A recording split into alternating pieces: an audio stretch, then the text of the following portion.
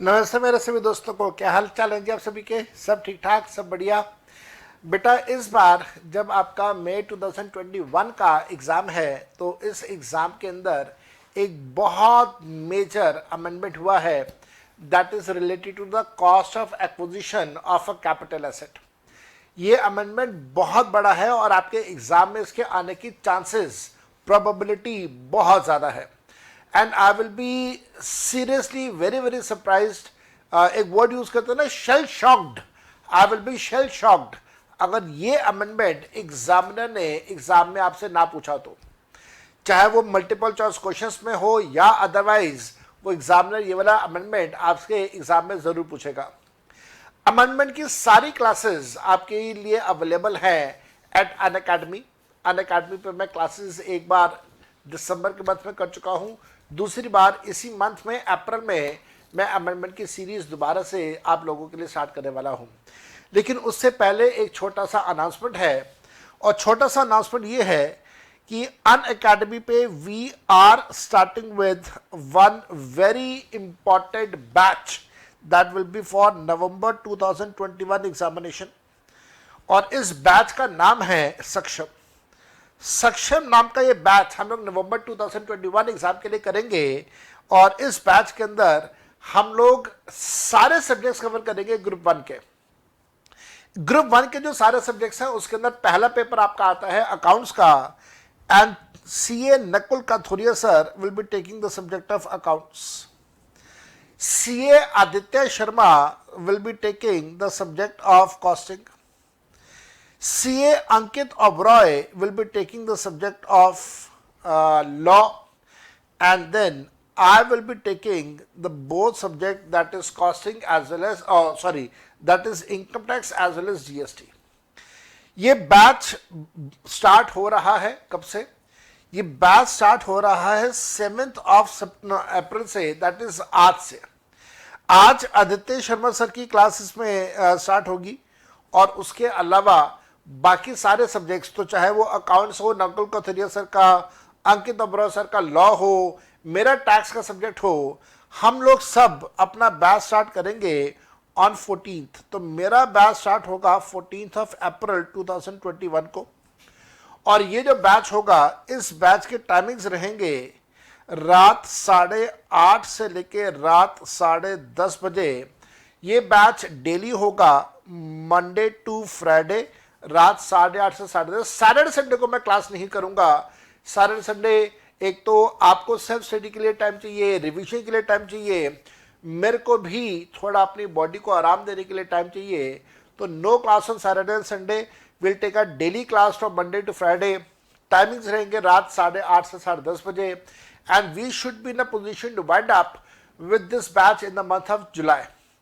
जुलाई में ये वाला बैच कंप्लीट कर दूंगा मैं बाय जुलाई एंड। तो अगस्त सितंबर अक्टूबर 3 महीने कम से कम आपके हाथ में होंगे रिवीजन करने के लिए, सेल्फ स्टडी करने के लिए, और अपने डाउट्स हमसे पूछने के लिए। लेकिन मैं इस बैच के अंदर सारे लेटेस्ट अमेंडमेंट्स कवर करूंगा। जैसे कि एक अमेंडमेंट हुआ ये वाला कि अगर कोई एसेट, अगर कोई कैपिटल एसेट अप्रैल 2001 से पहले, दैट इज फाइनेंशियल ईयर 2001-2002 से पहले परचेज किया जाए, तो उस एसेट का कॉस्ट ऑफ एक्विजिशन क्या होगा। मेरे बच्चे, नॉर्मल पोजीशन में कॉस्ट क्या होता है वो आप सबको अच्छे से पता है। अमेंडमेंट क्या हुआ वो भी बताऊंगा। कॉस्ट ऑफ एक्विजिशन के लिए जो हमारे पास सेक्शन है वो है section 55 sub section 2 clause B sub clause 1। और ये सेक्शन हमें बताता है कि अगर आपने कोई भी कैपिटल एसेट परचेज किया है, एक्वायर किया है, और एक्वायर किया है अप्रैल 2001 से पहले, तो ऐसे केस में एसएससी की मर्जी होगी। एसएससी की मर्जी होगी। एसएससी को ऑप्शन दे दिया कि भाई तुम्हारी मर्जी है, तुम कॉस्ट क्या मानोगे। या मान लो एक्चुअल कॉस्ट जिसके ऊपर एसेट को परचेज किया, या मान लो अप्रैल 2001 की तारीख का जो मार्केट वैल्यू है वो। दोनों में से जो एसएससी को पसंद हो एसएससी वो मान ले। अब याद रखना, since the option is given to the SSC, we as a tax consultant always advise our SSE to take that option जिसकी वजह से टैक्स लायबिलिटी कम से कम आए। और वो कौन सा ऑप्शन होगा जहां पे टैक्स लायबिलिटी कम से कम आएगी? वो ऑप्शन होगा जब आप इन दोनों में से हायर लोगे। ऐसा क्यों? ऐसा इस वजह से क्योंकि हायर लेने से आपका कैपिटल गेन का अमाउंट कम होगा, टैक्स लायबिलिटी का अमाउंट कम होगा।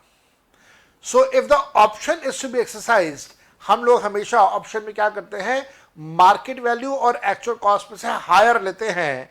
यही बात मैंने आपको यहां पे नीचे लिखवाई है। Thus, whenever option is to be exercised, we will take the higher of point A and point B. हम लोग हमेशा लेंगे हायर। तो यहां तक तो सब ठीक है, कोई गड़बड़ नहीं है। लेकिन अब कॉस्ट ऑफ एक्विजिशन का अमेंडमेंट आया। कॉस्ट ऑफ एक्विजिशन का अमेंडमेंट हमें यह बताता है कि, और ये ध्यान रखना, ये अमेंडमेंट हर एसेट के लिए नहीं है। ऐसे नहीं कि हर एसेट पे आप ये वाला अमेंडमेंट लगा दोगे। ये amendment shares, securities, intangible assets, drawings, paintings, gold, silver, उन सब के लिए नहीं है। ये जो अमेंडमेंट है ये अप्लाई होगा सिर्फ लैंड, बिल्डिंग या दोनों के लिए। सिर्फ लैंड के लिए या सिर्फ बिल्डिंग के लिए, दोनों के लिए अमेंडमेंट अप्लाई होगा बस। और ये अमेंडमेंट कहता है कि अगर अप्रैल 2001 की तारीख का स्टैम्प ड्यूटी वैल्यू हमें पता हो, दैट मीन्स अगर क्वेश्चन में गिवन हो और हमें स्टैम्प ड्यूटी वैल्यू पता हो, तो फिर हमारा काम करने का तरीका बदलेगा। जो पुराना तरीका था, हायर लेते हैं कॉस्ट का या मार्केट वैल्यू का, जो पुराना तरीका है वो पुराना तरीका चलेगा। कब चलेगा? वो पुराना तरीका चलेगा जब स्टैम्प ड्यूटी वैल्यू अवेलेबल ना हो। तो याद रखना, अगर आपके एग्जाम में क्वेश्चन आ जाए और स्टैम्प ड्यूटी वैल्यू गिवन ना हो, लैंड बिल्डिंग बोथ के केस में, तो आप अज्यूम कर लेना कि स्टैम्प ड्यूटी वैल्यू अवेलेबल नहीं है। तो उस केस में जो पहले वाली अंडरस्टैंडिंग थी, higher of the cost and the market value, वो ले लेना। लेकिन अगर आपको स्टैम्प ड्यूटी वैल्यू गिवन है तो क्या होगा? हमारी सरकार ने कहा कि साहब अगर तो स्टैम्प ड्यूटी वैल्यू गिवन है तो आपकी अप्रैल 2001 की जो मार्केट वैल्यू है वो मार्केट वैल्यू कभी भी स्टैम्प ड्यूटी वैल्यू से ज्यादा नहीं होगी। तो इसका दूसरा मतलब यह निकल के आ गया कि अब आपको अप्रैल 2001 की तारीख को market value and the stamp duty value दोनों को चेक करना होगा।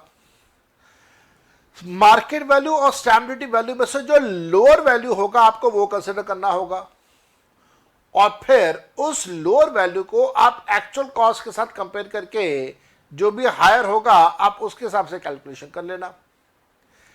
कैसे होगा ये अमेंडमेंट, प्रैक्टिकली कैसे अप्लाई होगा, आओ जरा सीखते हैं। मैंने आपको एक एग्जांपल दिया। मैंने कहा कि मिस्टर जे ने एक प्लॉट परचेज किया, 94-95 में प्लॉट परचेज किया 2,10,000 रुपए का, और इस प्लॉट को 2020-2021 में बेचा है 93 लाख रुपीस का। सेलिंग एक्सपेंसेस 3 लाख रुपीस के थे। मैंने आपको यह कहा कि साहब कैपिटल गेन्स कैलकुलेट करो अगर मार्केट वैल्यू गिवन है 5 लाख रुपए की और 1 अप्रैल 2001। ध्यान देना, इस पूरे क्वेश्चन में कहीं पे भी स्टैम्प ड्यूटी वैल्यू का जिक्र नहीं हो रहा। तो क्योंकि स्टैम्प ड्यूटी वैल्यू का जिक्र नहीं हो रहा, इसका मतलब हम लोग ये अज्यूम करेंगे स्टैम्प ड्यूटी वैल्यू एग्जिस्ट ही नहीं करती थी। तो अब ऐसे केस में मार्केट वैल्यू 5 लाख और cost 2,10,000, whichever is higher, आपने लेके इंडेक्सेशन करना है एंड प्रोसीड करना है। हमने भी ऐसा ही किया। हमने मार्केट वैल्यू और कॉस्ट, एक्चुअल कॉस्ट में से हायर लिया 5 लाख रुपए, और 5 लाख रुपए लेके उसका इंडेक्सेशन करके हम लोगों ने काम कर लिया। आसान था, कोई दिक्कत नहीं है। बस यहां पे ये असम्पशन है that stamp duty value is absent. लेकिन मान लो अगर इसी एग्जांपल के अंदर स्टैम्प ड्यूटी वैल्यू गिवन होती, और मान लो वो स्टैम्प ड्यूटी वैल्यू गिवन होती 4,75,000 की, अब क्या करते? तो अब काम करना आसान है। अमेंडमेंट है, लेटेस्ट अमेंडमेंट है। अब ऐसे केस में आप कॉस्ट ऑफ एक्विजिशन कैसे कैलकुलेट करोगे? ध्यान देना, कॉस्ट ऑफ एक्विजिशन तो अभी भी हायर होगा क्योंकि ऑप्शन है, because you have an option, इस वजह से अभी भी आपने हायर लेना है। किसका? जो आपकी एक्चुअल कॉस्ट थी दैट वाज 2,10,000 पे, उसको आपने कंपेयर करना है अब लोअर के साथ। लोअर किसका? स्टैम्प ड्यूटी वैल्यू और मार्केट वैल्यू दोनों का जो लोअर है। मार्केट वैल्यू पता है 5 लाख, स्टैम्प ड्यूटी वैल्यू पता है 475, गिवन है क्वेश्चन के अंदर। तो 475 और 5 लाख का लोअर इज 475। आपने 475 का कंपैरिजन करना है कॉस्ट 2,10,000 के साथ। दोनों में से जो हायर होगा, हमारे एग्जाम्पल में हायर है 475, तो कॉस्ट ऑफ एक्विजिशन 475 मानेंगे आप। और कॉस्ट ऑफ एक्विजिशन को 475 मानते हुए उसका इंडेक्सेशन करते हुए आप कैपिटल गेन्स का कैलकुलेशन करेंगे। मेरे बेटा बहुत ज्यादा इंपॉर्टेंट अमेंडमेंट एग्जाम में आएगा। इसकी पॉसिबिलिटी, इसकी प्रोबेबिलिटी और पॉसिबिलिटी बहुत ज्यादा। चाहे एग्जामिनर एमसीक्यू में पूछेगा जरूर, छोड़ेगा नहीं इस कंसेप्ट को। और ये कंसेप्ट मैंने आपको करवाया। इस प्रकार के जो अमेंडमेंट्स हैं वो मैं आपको सारे के सारे अमेंडमेंट्स अनअकैडमी के ऊपर करवा चुका हूँ दिसंबर के मंथ में। इस मंथ में, अप्रैल के मंथ में एक बार मैं वो सारे अमेंडमेंट की सीरीज को रिपीट करूंगा। I hope to see you all in large numbers. Till that time, bye bye and enjoy yourself and best of luck for your examination. Bye bye.